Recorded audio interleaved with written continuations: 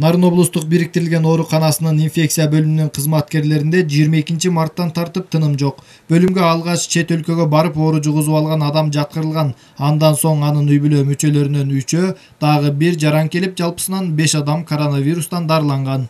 Дарыгерлердин күнү түнү кылган аракеттеринин натыйжасында бул 5 адамдын бардыгы сакайып үйлөрүнө чыкты. Чет өлкөгө барып келген адам баласы менен көп деле симптоматиканы берген жок. Температурасы деле көтөрүлгөн жок.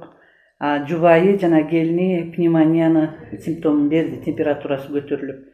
Анан берки контактный болгон адамдагы көп деле температура болбой, симптому жок эле жакшынакай перенос этишти. Бардык оорулар 14 күндөн 20 күнгө чейин дарыланып чыгышты.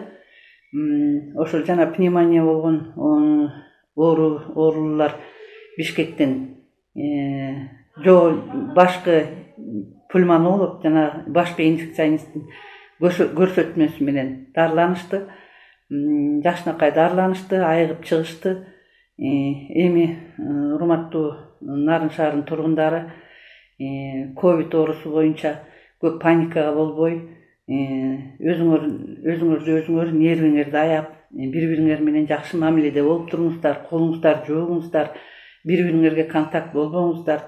Ал эми Жумгал районунда ковид илдети 10 жарандан аныкталган. Бейтаптардын өмүрүн сактап калуу үчүн Жумгал райондук ооруканасынын дарыгерлери күрөшүүдө.